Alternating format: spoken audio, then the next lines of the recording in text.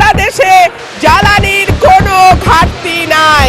এমন কিছু অঙ্গভঙ্গি করেছে যেটা আমার বিবেকে আঘাত লেগেছে। দর্শক, গতকাল জাতীয় সংসদের ভেতরে যা ঘটল তা বাংলাদেশের রাজনৈতিক ইতিহাসে রীতিমতো এক অভাবনীয় এবং অবিশ্বাস্য দৃশ্য। আপনি কি কখনো কল্পনা করেছেন একটি দেশের সংসদে দাঁড়িয়ে একজন স্বতন্ত্র নারী সংসদ সদস্য পুরো সরকার এবং তার সাবেক দলকে একেবারে তুলোধনা করে ছাড়বেন? হ্যাঁ, ঠিক এমনই এক দৃশ্যপট তৈরি করেছেন ব্যারিস্টার রুমিন ফারহানা। তার আগুন ঝরা বক্তব্য শুনে রীতিমতো স্তব্ধ হয়ে গেছে পুরো সংসদ। জ্বালানি সংকট না থাকলে রাস্তায় তেলের জন্য লম্বা লাইন কেন? অধিবেশনে প্রশ্ন তুলেছেন স্বতন্ত্র সংসদ সদস্য রুমিন ফারহানা। আর জ্বালানি তেলের মূল্য বাড়ানোর বিষয়টি নিয়েও সমালোচনা করেন তিনি। এদিকে বিরোধী দলীয় নেতা অভিযোগ করেন রুমিন ফারহানার বক্তব্যের সময় সরকারি দলের অঙ্গভঙ্গি বিবেকে আঘাত করেছে। যদি জ্বালানির কোনো সংকটই না থাকে তাহলে এত লম্বা লাইনই বা কেন, দামই বা বাড়াইতে হয় কেন? মাননীয় সদস্যবৃন্দ, সংসদের শৃঙ্খলা রক্ষা করুন, অনুগ্রহ করে নিজের আসনে বসে পড়ুন। জ্বালানি মন্ত্রীরা যখন গণমাধ্যমে কথা বলেন তখন মনে হয় বাংলাদেশে আল্লাহর রহমতে কোনো সংকট নাই। মাননীয় সদস্যবৃন্দ, please let us discipline ourselves. Rumin ফারহানার বক্তব্য চলছিল, বিষয়টা একেবারেই অগ্রহণযোগ্য করা হয়েছে।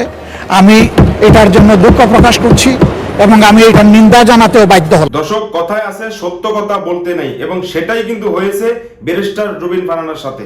এবং সংসদে দাঁড়িয়ে যখনই কিন্তু তিনি তেল সংকট নিয়ে কথা বলেছিল তখনই কিন্তু তার মাইকটি বন্ধ করে দিয়েছে এবং তার কথাকে বন্ধ করে দিয়েছে, এবং সেটাই কিন্তু বিরোধী দলের নেতাকর্মীরা নিন্দা জানিয়েছেন এবং প্রতিবাদ করেছে। এবং ব্যারিস্টার রুমিন ফারহানা যখনই প্রতিবাদ করে এবং কিছু নিয়ে কথা বলে তখনই কিন্তু তার সাথে এরকম আচরণ ব্যবহার করা হয়। কিন্তু এবার ব্যারিস্টার রুমিন ফারহানার সাথে সকল বিরোধী দলের নেতাকর্মীরা একতা হয়ে আছে এবং ব্যারিস্টার রুমিন ফারহানাকে সাপোর্ট দিছে, এবং এই বিষয় নিয়ে সারা বাংলাদেশে আলোচনা সমালোচনা কিন্তু ঝড় উঠে গেছে, যা আপনারা এই ভিডিওটা দেখলেই বুঝতে পারবেন। তো দর্শক, এতক্ষণ দেখছেন ভিডিও শুরুতে শিরোনামের মাধ্যমে কিছু অংশ, এখন দেখবেন পুরো ভিডিও জুড়ে। তার আগে সবাই কাছে একটা অনুরোধ করব, যারা আমার চ্যানেলে নতুন আসছেন অবশ্যই চ্যানেলটা সাবস্ক্রাইব করে দিবেন, পাশে থাকা বেল আইকনটি অল ক্লিয়ার করে বাজিয়ে দিবেন। তো দর্শক, চলেন একটা লাইক দিয়ে সম্পূর্ণ ভিডিওটা সবাই ধৈর্য সহকারে দেখতে থাকুন। দর্শক, গতকাল জাতীয় সংসদের ভেতরে যা ঘটল তা বাংলাদেশের রাজনৈতিক ইতিহাসে রীতিমতো এক অভাবনীয় এবং অবিশ্বাস্য দৃশ্য। আপনি কি কখনো কল্পনা করেছেন একটি দেশের সংসদে দাঁড়িয়ে একজন স্বতন্ত্র নারী সংসদ সদস্য পুরো সরকার এবং তার সাবেক দলকে একেবারে তুলোধনা করে ছাড়বেন? হ্যাঁ, ঠিক এমনই এক দৃশ্যপট তৈরি করেছেন ব্যারিস্টার রুমিন ফারহানা। তার আগুন ঝরা বক্তব্য শুনে রীতিমতো স্তব্ধ হয়ে গেছে পুরো সংসদ। অন্যদিকে বিরোধী দলীয় নেতা ডক্টর শফিকুর রহমানের অপ্রত্যাশিত একটি পদক্ষেপ এবং তরুণ প্রজন্মের আইকন হাসনাত আবদুল্লাহর এক জ্বালাময়ী ভাষণে চিফ হুইপের রীতিমতো ঘাম ছুটে যাওয়ার অবস্থা। একটি সাধারণ কার্টুন শেয়ারের কারণে গ্রেফতার, আর সেই গ্রেফতারের প্রতিবাদে সংসদে হাসনাত আবদুল্লাহর সেই মিষ্টি কিন্তু বিধ্বংসী যুক্তি রীতিমতো কাঁপুনি ধরিয়ে দিয়েছে প্রভাবশালীদের মনে। সব মিলিয়ে দেশের রাজনীতিতে এখন চলছে এক বিশাল পট পরিবর্তনের হাওয়া। রুমিন ফারহানা কি তবে নতুন কোনো রাজনৈতিক দলে যোগ দিচ্ছেন? নাহিদ ইসলামের নেতৃত্বে এনসিপি বা জাতীয় নাগরিক পার্টি কি দেশের সবচেয়ে বড় বিকল্প শক্তি হতে যাচ্ছে? আর কেনই বা এনসিপি বৈষম্য বিরোধী ছাত্র আন্দোলনের নেতা বা সাবেক ছাত্রলীগ কর্মীদেরও নিজেদের দলে ফেরানোর কথা বলছেন? দর্শক, ভিডিওটি না টেনে একেবারে শেষ পর্যন্ত দেখুন, কারণ আজকের এই বিশ্লেষণে আমরা সংসদের ভেতরের এবং বাইরের এমন কিছু পর্দার আড়ালের সমীকরণ মেলাবো যা আপনাদের রাজনৈতিক চিন্তাধারাকে নতুন করে ভাবাতে বাধ্য করবে।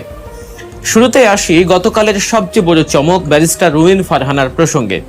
আপনারা সবাই জানেন, নির্বাচনের সময় বিএনপি থেকে তাকে বহিষ্কার করা হয়েছিল এবং বর্তমানে তিনি সংসদে একজন স্বতন্ত্র এমপি হিসেবে প্রতিনিধিত্ব করছেন। কিন্তু গতকাল জ্বালানি তেলের দাম বৃদ্ধি নিয়ে সংসদে তিনি যে বক্তব্য রেখেছেন তা কেবল তথ্যবহুলই ছিল না, বরং তা ছিল রীতিমতো এক রাজনৈতিক ভূমিকম্প। রুমিন ফারহানা তার স্বভাব সুলভ ক্ষুরধার যুক্তিতে সরাসরি মন্ত্রীদের ধুয়ে দিয়েছেন। তিনি অত্যন্ত সাহসের সাথে বলেছেন, মন্ত্রীরা যখন সংসদে দাঁড়িয়ে বড় গলায় বলেন দেশে জ্বালানির কোনো ঘাটতি নেই, তখন সাধারণ মানুষ চরম আশ্চর্য হয়, কারণ বাস্তবে তেল নিতে গেলে দেখা যায় পেট্রোল পাম্পগুলোতে 3 কিলোমিটার লম্বা লাইন। তার ছুড়ে দেওয়া প্রশ্নগুলো ছিল একেবারে সাধারণ মানুষের মনের কথা। তিনি প্রশ্ন রাখেন, জ্বালানির যদি কোনো সংকট নাই থাকে তবে কেন এত লম্বা লাইন? আর যদি দাম বাড়াতেই হয় তবে এত লুকোচুরির কি দরকার ছিল? এত দেরি করেই বা কেন বাড়ানো হলো? সবচেয়ে বড় চমক ছিল যখন তিনি অফিস মার্কেটের সময়সূচি পরিবর্তন নিয়ে প্রশ্ন তোলেন।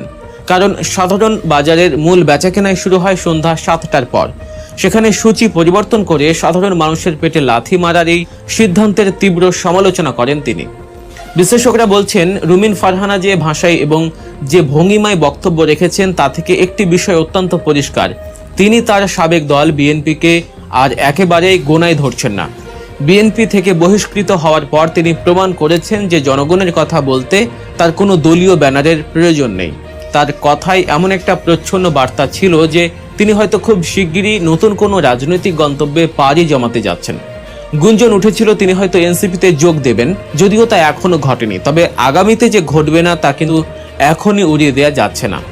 রুমিন ফারহানা যখন সংসদে এই যৌক্তিক ও আগুন ঝরা বক্তব্য রাখছিলেন তখন সংসদীয় আচরণের সবচেয়ে দৃষ্টিকটু রূপটি দেখা যায়। কয়েকজন এমপি, বিশেষ করে যারা তার এই সত্য কথাগুলো হজম করতে পারছিলেন না, তাদের শারীরিক ভাষা ও বাজে দৃষ্টিভঙ্গি ছিল সংসদীয় শিষ্টাচারের সম্পূর্ণ পরিপন্থী। ঠিক এই জায়গাতেই নিজের অসামান্য রাজনৈতিক প্রজ্ঞা এবং পরিপক্কতার প্রমাণ দিয়েছেন বিরোধী দলীয় নেতা এবং জামায়াত ইসলামীর আমির ডক্টর শফিকুর রহমান। তিনি এই অপসংস্কৃতির তীব্র প্রতিবাদ জানিয়ে মাননীয় স্পিকারের দৃষ্টি আকর্ষণ করেন। ডক্টর শফিকুর রহমান অত্যন্ত স্পষ্ট ভাষায় বলেন, একজন মাননীয় সংসদ সদস্য যখন কথা বলছেন তখন অন্য এমপিদের এমন অসহিষ্ণু ও দৃষ্টিকটু আচরণ কোনোভাবেই কাম্য নয়। তিনি প্রমাণ করেছেন রাজনৈতিক মতাদর্শের ভিন্নতা থাকলেও যৌক্তিক কথার পক্ষে এবং শিষ্টাচারের পক্ষে দাঁড়ানোই একজন প্রকৃত নেতার কাজ। অনেকেই বলছেন ডক্টর শফিকুর রহমান হয়তো চাচ্ছেন রুমিন ফারহানা সংসদে এভাবেই তার সাহসী কণ্ঠস্বর বজায় রাখুক, যদিও এটা প্রায় নিশ্চিত যে রুমিন ফারহানা জামায়াতে যোগ দিচ্ছেন না। কারণ সত্যের পক্ষে ডক্টর শফিকুর রহমানের এই অবস্থান সাধারণ মানুষের কাছে তাকে একজন অত্যন্ত দায়িত্বশীল এবং ভারসাম্যপূর্ণ নেতা হিসেবে আরও একবার প্রতিষ্ঠিত করেছে। সংসদের ভেতরে যখন এই অবস্থা, সংসদের বাইরে তখন রাজনীতিতে নতুন মেরুকরণ ঘটাচ্ছে জাতীয় নাগরিক পার্টি এনসিপি। গতকাল দেশের রাজনীতিতে এক বিশাল চমক দেখিয়ে বিভিন্ন দল ও সংগঠন থেকে ৪৫ জন প্রভাবশালী নেতাকর্মী আনুষ্ঠানিকভাবে এনসিপিতে যোগ দিয়েছেন। এর মধ্যে রয়েছেন বৈষম্য বিরোধী ছাত্র আন্দোলন, এবি পার্টি এবং ইউনাইটেড পিপলস আপ বা বাংলাদেশের মতো সংগঠনের নেতারা। এই যোগদান প্রমাণ করে এনসিপি এখন আর কেবল একটি নাম নয়, বরং এটি একটি বিশাল রাজনৈতিক শক্তিতে পরিণত হতে যাচ্ছে। এই যোগদান অনুষ্ঠানে তরুণ প্রজন্মের কণ্ঠস্বর নাহিদ ইসলাম যে বক্তব্য রেখেছেন তা দেশের কোটি কোটি মানুষের মনের কথারই প্রতিধ্বনি।